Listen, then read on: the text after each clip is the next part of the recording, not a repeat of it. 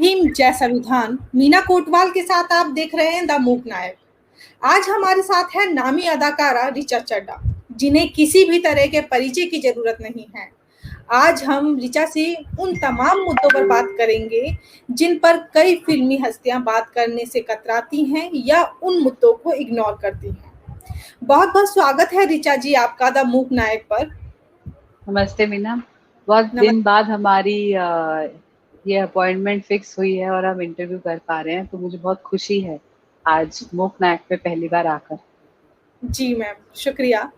Ma'am, शुरुआत में आपकी टी शर्ट से करना चाहूंगी क्योंकि अभी किसान आंदोलन बहुत चल रहा है और आपने जो अपनी टी शर्ट पहनी है वो किसान आंदोलन से जुड़ी हुई पहनी हुई है। तो मैम, इसके बारे में जानना चाहूंगी, क्यों आपने आज यही टी शर्ट पहनी है या आप किसान आंदोलन को किस तरह से फॉलो करती हैं? जब कुछ समय पहले मैंने ये ऑर्डर की थी अपने लिए और अपने चंद दोस्तों के लिए गिफ्ट करने के लिए, क्योंकि मैं एक साइट पे आई थी जहां मुझे पता चला कि इस टी शर्ट की सेल का कुछ हिस्सा किसान आंदोलन की तरफ चंदे की तरह जाएगा। तो मैंने सोचा ये एक इनोवेटिव तरीका है और मैं बार बार इसके बारे में लिखती भी रहती हूँ कि जो किसान आंदोलन है उससे हमें सीखना चाहिए कैसे कितनी क्रिएटिवली वो लोग न्यूज साइकिल में जीवित रहने की पूरी कोशिश कर रहे हैं, जबकि मेन स्ट्रीम मीडिया से कई बार उनको बहुत ज्यादा सपोर्ट नहीं मिलता। फिर भी उनके जो अपने जैसे कभी वो मैराथन रेस करते हैं, कभी बैटन रेस करते हैं, वहां उन्होंने लाइब्रेरी शुरू की, ये टी शर्ट, इस तरह की चीजें मुझे लगता है अगर कोई ऐसी पहल करता है तो उसका सपोर्ट करना चाहिए। चलिए मैम, ये और बहुत आज मैं नहा धो के 11-12 बजे मैंने ये टी शर्ट पहन ली थी, क्योंकि अभी लॉकडाउन है तो घर पे हम लोग आराम से रह सकते हैं। मुझे लगा आज इंटरव्यू करना है तो थोड़ी अच्छी टी शर्ट पहनते हैं। अब मुझे लग रहा है कि बहुत अच्छा हो गया। तो आप खुद नहीं नोटिस करते ना कि खासकर लॉकडाउन में कि क्या आप किस तरह से घर में घूम रहे हैं, ऊपर टी शर्ट अच्छी होती है, नीचे पजामे। बिल्कुल, बिल्कुल। और इस समय तो मैम को देखने को मिला है कि जो घर से मीटिंग्स हो रही हैं या क्लासेस हो रही हैं, उसमें ऊपर से हम लोग ठीक दिखते हैं, भले नीचे कुछ भी हो, चाहे वो ऊपर साड़ी वाला हो जाता है, नीचे शॉर्ट्स आ जाते हैं, मीटिंग जी के लिए जी जाते बिल्कुल। हैं, ऊपर सूट-बूट पहन के तैयार होते हैं, नीचे कुछ भी पहन लेते हैं। तो ये टाइम पे हमें दिखने को मिला है। खैर मैम, जी मैं आपकी फ़िल्म पर बात करना चाहूँगी। हाल ही में आपकी एक फ़िल्म रिलीज़ हुई है, मैडम चीफ मिनिस्टर। उस जी पे जी कई सारे लोगों की अलग-अलग की टिप्पणियाँ आई हैं। सबसे जी पहले तो पोस्टर को लेके ही कई लोगों ने आपत्ति जताई है कि जी पोस्टर जी में जो आपका आप जो थी उसमें झाड़ू लेकर खड़ी हुई हैं। चूँकि आपने जो उसमें रोल निभाया है, एक दलित समुदाय से आने वाली एक महिला का निभाया है और उसमें आप झाड़ू लेके खड़ी होती हैं। तो जी मैं क्या है वो, मतलब क्यों लोगों ने तो इस पे आपत्ति जताई है कि एक दलित को जो है झाड़ू लेकर ही क्यों दिखाया गया है? तो इस जी। पर आप क्या कहना चाहते हैं? देखिए वो कहीं ना कहीं स्टीरियोटिपिकल पोर्ट्रेयल तो था ही। मैं इसके बारे में पहले भी बात कर चुकी हूँ। दरअसल पोस्टर वगैरह जब भी हमें मिलता है बतौर एक्टर, तो हमें मिलता है उसके साथ होता है कि इंस्टाग्राम के लिए, ट्विटर के लिए उसके कई सारे ऑप्शंस थे। जब पोस्टर बन भी रहा था उसके कई सारे ऑप्शंस थे और उनमें से एक ऑप्शन शायद लेआउट की वजह से या सिमेट्री की वजह से मार्केटिंग के किसी इंसान ने चूज करके रेडी कर दिया। जब पोस्ट करना था, मैं शूट कर रही थी नैनीताल में उस समय, तो आधे घंटे पहले मुझे मिला, मैंने देखा, ज्यादा ध्यान नहीं दिया ना अपने पोस्ट पे ना अपने हाथों पे। मुझे लगा कि चलो फिल्म रिलीज हो रही है और 2-3 हफ्ते की विंडो है हमारे पास, और मैंने वो डाल दिया। फिर जब लोगों के कमेंट्स आने शुरू हुए तो मैंने देखा। फिर मैंने अपने निर्देशक को फोन किया, मैंने कहा कि ये बहुत बड़ी चूक है हमसे, हमें इसको जल्दी से जल्दी एड्रेस करना चाहिए। तो उन्होंने मुझे बोला कि हम इस पे आधिकारिक रूप से एक टिप्पणी भी करेंगे और पोस्टर भी विड्रॉ करेंगे, क्योंकि ये हमारी फिल्म के मुद्दे के खिलाफ है और ये ठीक नहीं है। अब ये इतनी सफाई में जाने की बात मतलब यहाँ जरूरी हो गई, इसलिए मैं बता रही हूँ। फिल्म में क्या होता है, निर्देशक होता है, निर्माता होते हैं, और उसके बाद मार्केटिंग, आर्ट, इस तरह के कई कई डिपार्टमेंट्स होते हैं। कई बार और खासकर कि लॉकडाउन में ऐसा जरूर हुआ, मैं समझती हूँ कि दो डिपार्टमेंट्स का आपस में उतना अच्छा कम्युनिकेशन नहीं हुआ जितना होना चाहिए। इस वजह से इतनी बड़ी भूल हुई। तो मैं इसके बारे में उसी दिन शाम को बात करना चाहती थी जिस दिन उन्होंने पोस्टर रिलीज किया, पर मैं आधिकारिक टिप्पणी के लिए रुकी रही, क्योंकि मैं फिल्म की डायरेक्टर नहीं थी, प्रोड्यूसर नहीं थी, राइटर कुछ नहीं थी। मुझे लगा ये पहल उनकी तरफ से होनी चाहिए, इसलिए मैं रुकी रही। और जिस दिन हमारे निर्देशक ने इस सवाल का जवाब अपने इंटरव्यू में दिया, आई थिंक लल्लन टॉप का एक इंटरव्यू था, उसी दिन मैंने शाम को अपनी तरफ से एक स्टेटमेंट जारी किया, क्योंकि ये बात मुझे कचोट हुई थी। तो ये है पोस्टर का सच, ये ऐसा ही है जैसे आया। और जब हम शूट कर रहे थे तो हमने कभी पोस्टर शूट नहीं किया इस फिल्म के लिए। जो भी हमने पोस्टर में इमेजेस ली हैं वो है जो सेट पे, जो सेट के फोटोग्राफर थे, जिन्होंने बहुत सारी भतेरी फोटोज खींची, कभी बाइक पे कभी इसकी, तो उनमें से उन्होंने सिलेक्ट की होंगी कि किस फोटो में ये ठीक लग रहा है या जो भी, और उनमें से ऑप्शंस लेके ये कोई डिजाइन शूट नहीं था, ये फिल्म का एक स्टिल था जो जिसका उन्होंने पोस्टर में इस्तेमाल किया। मैम यहाँ पे आपने एक चूक की जो बात की कि निर्माता और जो भी टीम है उसमें एक चूक रही या कम्युनिकेशन उस तरह से नहीं हुआ, तो क्या वजह है मैम उसकी कि मुद्दे तो होते हैं एक समुदाय पे, एक पर्टिकुलर समुदाय पे फिल्म बनाई जाती है, लेकिन उस फिल्म में उस समुदाय के लोग होते ही नहीं, ज्यादातर अपर कास्ट के होते हैं, चाहे वो निर्माता से लेकर हो, चाहे वो छोटी सी फिल्म में रोल हो उसमें भी। तो क्या वजह रहती है, क्या ये चूक उसी की वजह से हुई है क्योंकि उस समुदाय का कोई था ही नहीं वहां पर? पोस्ट प्रोडक्शन में दलित बहुजन समाज समुदाय के कितने लोग थे ये मुझे नहीं पता, मार्केटिंग में थे ये भी मुझे नहीं पता, कितने थे वो मुझे नहीं पता। फिल्म की राइटिंग प्रोसेस में मुझे पता है बहुत सारे लोग इन्वॉल्व थे। बट ये तो एक फैक्ट है ही कि जब भी हम इस चीज की बात करते हैं कि एक समुदाय के लोग फिल्म इंडस्ट्री में ज्यादा नजर क्यों नहीं आते, तो काफी इंटरेस्टिंग से जवाब आते हैं, कुछ बहुत ऑफेंसिव जवाब आते। जब ये पोस्टर की बात जब हुई थी तो एक किसी ने मुझसे सवाल पूछा कि ये रिप्रेजेंटेशन का इशू है। मैंने कहा कि ये है, बतौर बिल्कुल आइडियल वर्ल्ड में ये रिप्रेजेंटेशन का भी इशू है, बट हमारी फिल्म इंडस्ट्री की कास्टिंग रियलिटीज कुछ और हैं जिनके बारे में कभी मौका मिले तो मैं बात करना चाहूंगी। तो वो लेडी भी पत्रकार ही थी और उन्होंने मुझे कुछ ऐसा जवाब दिया फोन इंटरव्यू में कि ओ अब यहाँ पे भी रिजर्वेशन चाहिए क्या। तो उस सवाल से मुझे उनका एक एटीट्यूड पता चल गया। और फिर मतलब हमने इंटरव्यू कंटिन्यू नहीं किया।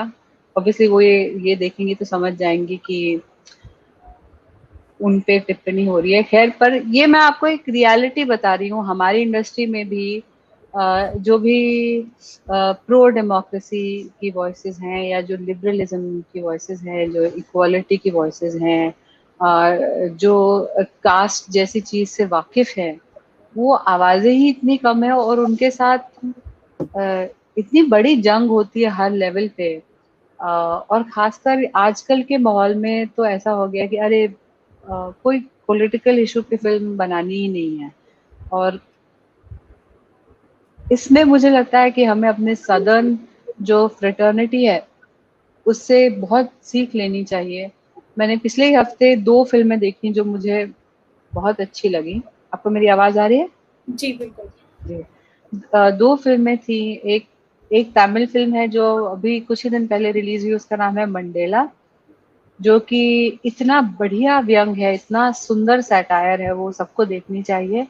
और एक और फिल्म मैंने देखी थी पिछले हफ्ते, पा रंजीत की, वो भी तमिल फिल्म है, पेरियारूम पेरुमल। तो टाइटल से ही बहुत कुछ आपको पता चलेगा, पर जरूर फिल्में देखें, बहुत सुंदर खूबसूरत फिल्में बनाई हैं। और उनको देख के लगता है कि ये कलेक्टिव एफर्ट ऐसे लोगों का है जिनकी विचारधारा सेम है और उनका नेचर ऑलमोस्ट इंडिपेंडेंट फिल्म जैसा ही है। जबकि मैं ये मानूंगी कि मैडम चीफ मिनिस्टर कहीं ना कहीं एक मेन स्ट्रीम फिल्म है। मैम, जैसे आपने बात करी, कई सारी फिल्में जो इन मुद्दों पे बनती हैं वो सामने आ ही नहीं पाती हैं, चाहे हम कोर्ट की बात करें और हम्म। चाहे हम क्या कहते हैं इस तरह के जो मुद्दे होते हैं, काला फिल्म आपने देखी होगी, काला की बात जी। करें, और इस तरह की जो फिल्में होती हैं मैम, वो उस तरह से रिलीज भी नहीं होती, सभी सिनेमा घरों में दिखाई नहीं देती हैं या लोग उनको देखना पसंद नहीं करते हैं। तो इसकी जी भी क्या वजह रह सकती है? जैसे अब मैंने ये फिल्म हॉल में देखी थी, मैडम चीफ मिनिस्टर, तो मुश्किल से वहाँ पे कुछ ही लोग थे, 4-5 ही लोग थे। इसका एक जी कारण वहाँ पे इस समय तो कोरोना का बताया जा सकता है, लेकिन इससे पहले भी कई सारी फ़िल्में रिलीज़ होती हैं, काला हो गई, कोर्ट हो गई, वो फ़िल्में सामने आ ही नहीं पाती हैं, उनको लोग देख ही नहीं पाते हैं या बहुत ही कम सिनेमा घरों में वो रिलीज़ होती हैं। तो इसका क्या कारण आपको लगता है कि इस तरह की मुद्दे वाली फ़िल्म लोगों के सामने आ ही नहीं पाती हैं या लाइट हो जाती हैं? आ, देखिए, अब मैं अपनी फिल्म की अगर बात करूं, मैडम चीफ मिनिस्टर, वो लॉकडाउन जो दिसंबर में जो खुला है, अ, खुलने के बाद शायद तीसरी या चौथी फिल्म थी जो रिलीज हुई। तो हमें भी पता था हॉल में कोई नहीं आएगा, 50% ऑक्यूपेंसी से कम था और कई स्टेट्स में तो फिल्म हॉल नहीं खुले थे। मुझे पूरा विश्वास है अगर कोरोना नहीं होता तो ये फिल्म बहुत लोगों तक पहुंचती, बहुत लोग उसको देखते। और ये दोबारा एक थोड़ा सा लार्जर इशू में कनेक्ट करना चाहूंगी। ये फिर वही बात आ जाती है जो मैंने इससे पहले की थी, जिसमें रिप्रेजेंटेशन की बात है। मुझे लगता है कि मैडम चीफ मिनिस्टर एक कमर्शियल फिल्म थी, बिकॉज वो टी सीरीज के बैनर के अंडर रिलीज हुई है, जो कि मतलब यहाँ का शायद सबसे ज्यादा कमर्शियल और जिसे कहते हैं प्रोलिफिक बैनर माना जाता है हिंदी फिल्म इंडस्ट्री का। और सुभाष कपूर भी एक ऐसे निर्माता है जिन्होंने पहले जॉली एलएलबी, अक्षय कुमार वगैरह ऐसी फिल्में की हैं जो कि बहुत कमर्शियल फिल्में हैं। तो और काला भी है। काला को एक बहुत महानायक का सपोर्ट मिला, जो रजनीकांत हैं, उन्होंने काला में एक्टिंग की, इसलिए वो बहुत लोगों ने देखी। हो सकता है यहाँ ना देखी हो या बाद में देखी, जैसे मैंने भी काला फिल्म रिलीज होने के 1.5 साल बाद देखी। पर इसमें इशू से ज्यादा डिस्ट्रीब्यूशन, मार्केटिंग, ये सारे जो दूसरे पहलू होते हैं फिल्म मेकिंग के, उनका असर होता है। मैं ये चाहूंगी कि जिस तरह से हॉलीवुड एक आइडियल बनाता है, अमेरिका भी एक आइडियल सोसाइटी नहीं है, एक आइडियल समाज नहीं है वो। जैसा कि इस साल की शुरुआत में कैपिटल हिल पे जो भी हुआ वो हमने देखा, प्रोपागेंडा का असर, फाशिज्म का असर। वो एक आइडियल सोसाइटी नहीं है। पर वहाँ की जो फिल्म इंडस्ट्री है वो इतनी लिबरल है कि वो इन इश्यूज पे बहुत ही पॉलिटिकल स्टैंड लेती है, चाहे वो इशू रिप्रेजेंटेशन का हो, जेंडर का हो, रेस का हो। अब जाके इन इश्यूज पे बहुत ज्यादा चर्चा, बहुत ज्यादा जिसे कहते हैं एडवांसमेंट, डेवलपमेंट हो रही है उस फिल्म इंडस्ट्री में। मैं ये चाहूंगी कि इस तरह की सोच, भले ही हम भारत एक ऐसा समाज ना हो जो आइडियल हो, हम इस सोच की पहल करें तो बहुत अच्छा रहेगा। और इसमें सबसे अच्छा यही रहेगा कि हम, जैसा आपने बिल्कुल सही कहा कि इन फिल्मों को और लोगों को देखना चाहिए, चाहे वो कोर्ट हो या पर सैराट भी बहुत लोगों ने देखी, क्योंकि सैराट एक खूबसूरत फिल्म थी जिसको सपोर्ट मिला मार्केटिंग का, डिस्ट्रीब्यूशन का, जिसमें भी कहीं ना कहीं कास्ट का इशू उठाया गया था। तो मैं ये जरूर लोगों से कहूंगी कि आप जिस जिस तरह का सिनेमा आप देखना चाहते हैं उसको सपोर्ट करिए, उसको उसको देखिए, उसके बारे में चर्चा कीजिए। जब अगर सिनेमा घरों की चेन, जब सिनेमा हॉल्स, मल्टीप्लेक्स जब पूरी तरह से खुल जाएंगे तो हॉल में जाके उसको बॉक्स ऑफिस पे सपोर्ट दीजिए। ये बहुत जरूरी है, क्योंकि अ, हमारा काम आप लोगों की वजह से ही चलता है, सीधी सी बात है। तो इसमें सभी को आगे आके कुछ ना कुछ करना पड़ेगा, ये जरूरी है। बिल्कुल। मैम, इस फ़िल्म में और भी बहुत सारी आपत्ति वाली बातें हैं या सीन हैं, जिसमें चाहे महिलाओं को लेकर हो, चाहे कई जगह हैं पाँव छूने वाला, जो अमूमन बाबा साहब नहीं मानते हैं। मास्टर जी की जो जी भी आता था मिनिस्टर के पाँव छूते थे, जबकि फ़िल्म में दिखाया गया है कि वो बाबा साहब को मानते थे, आप जो हैं बाबा जी साहब को मानते हैं। तो ये पाँव छूने वाला मतलब बाबा साहब तो मानते नहीं थे। तो क्या जी जी फ़िल्म स्क्रिप्ट आप पढ़ रही थी या और जो लोग लिख रहे थे, क्या उन्हें ये बात नहीं पता थी? जी, इसका जवाब वो ही बेहतर दे सकते हैं। उन्होंने जरूर समुदाय विशेष के हिसाब से मास्टर जी के कैरेक्टर की रचना की थी। उनका जो गांव में घर कम स्कूल था, हर चीज में उन्होंने रिसर्च की थी, पर मुझे ये नहीं पता कि उन्होंने ये एग्जैक्टली रखा क्यों, कि पाँव छूना या जिस तरह के मतलब जिस तरह के जो रिचुअल्स, जिनको हम रिचुअल्स मान सकते हैं एक तरह से, उनको क्यों रखा, उनका जवाब वही बेहतर दे सकते हैं। अ, और मुझे ये भी पूरा विश्वास है कि अगर अगर मैं आपको उनसे कनेक्ट करूं तो वो जरूर, वो खुद मूक नायक पे आके बहुत सारे सवालों का जवाब देना चाहेंगे। बिल्कुल मैम, हम इंतजार करेंगे उसका। जी बिल्कुल बिल्कुल बिल्कुल, सवालों से कतराना बिल्कुल नहीं चाहिए। बिल्कुल मैम। मैम इस फ़िल्म में जैसे महिलाओं के लेके भी है, जैसे महिलाओं में आपने जो रोल निभाया, उसमें हमेशा देखा गया है कि आप हमेशा रसोई में जाके जब भी कोई आता था मास्टर जी के घर पर, तो आप हमेशा रसोई में चली जाती थी चाय बनाने। या हम्म, एक जगह जो है कहा जाता है, तारा को कहा जाता है कि विधवा होना एक गाली है। तो ये महिलाओं के खिलाफ भी दिखाता है। तो जी। मैम इस पर आप बताइए? जहाँ तक चाय बनाने वाली सीन्स हैं, उनमें से कुछ ऐसे एक्चुअली जो उनकी जो कल्पना थी उसमें, जो मास्टर जी का घर था वो जिस गांव में था, वहां अगर किसी को शरण लेनी हो तो वो फ्री में नहीं आ सकता था। मतलब उसको घर में रह के घर की कुछ जिम्मेदारियां उठानी होती थी, चाहे वो खाना बनाना, चाहे गाय से दूध निकालना, भूसा इकट्ठा करना, बर्तन धोना, चाय बनाना, खाना बनाना, झाड़ू लगाना, सब उसी का हिस्सा थे। मतलब शुरू के 2 या 3 दिन जो हमने शूटिंग की थी, तो उनमें हमने केवल वही मोन्टाजेस शूट किए थे। और ये भी एक वजह है कि जब मैंने सबसे पहले वो पोस्टर देखा, तो मुझे अपने खाली फिल्म का सीन याद आया जिसमें मैं झाड़ू लगा रही थी, और मेरे लिए वो झाड़ू एक प्रॉप था, महज प्रॉप। जो मैंने शुरुआत यस। ऐसी थी कि घर में जो जो जिम्मेदारियां वो हम सबको उठानी थी, तो मेरे साथ एक और एक्टर थे, वो एफटीआई या मेरे ख्याल से एनएसडी के हैं, बोलोराम दास उनका नाम था, हुँ, जिन्होंने हुँ। सुंदर का रोल किया था। तो हुँ, बहुत सारे ऐसे सीन्स थे जिनमें मास्टर जी मुझे कुछ काम देते थे, तारा को कुछ काम देते थे, और वो बोलती थी अरे सुंदर तू कर देना। मतलब तो वो सारे भी सीन्स थे, कुछ वो एडिट हो गए, तो इसलिए जरूर हाँ हो सकता है कि जब कोई देखे तो उसको प्राइमा फेसी ये लगे कि ये औरत है तो इसकी जगह किचन में ही है।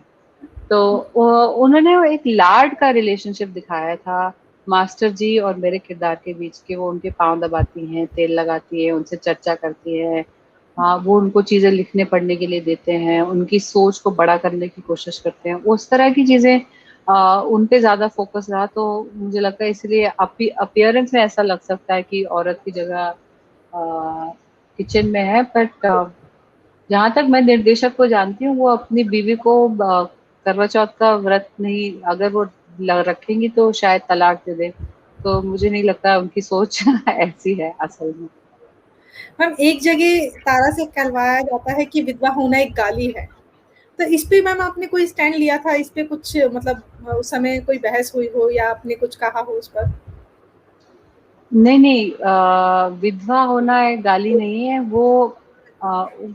आई थिंक आप पोस्ट क्लाइमैक्स की बात कर रही हैं, जहाँ वो अपने पति से कहती हैं, तो वो मेरे मुझे नहीं लगता वो विधवा होने को गाली कह रही है। वो ये कह रही है कि अगर जैसे पंजाबी में एक गाली होती है खसमानु खानी, जो हुँ, अपने हुँ। ही पति का को खा जाए, जो बहुत मिसोजिनिस्टिक बात है।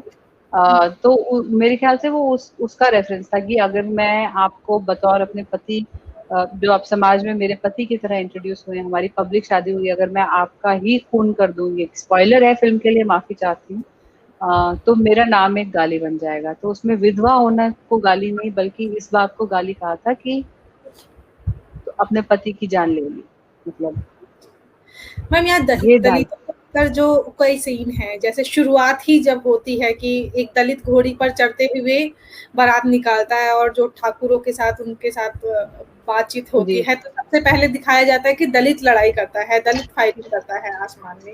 और तब जो है ठाकुरों को गुस्सा आता है, वो सीन हो गया। या क्या कहते हैं, दलित परिवार में एक बेटी पैदा हुई है तो उसको जहर चटाने जैसी परंपरा जो दिखाई हम्म गई है इसमें।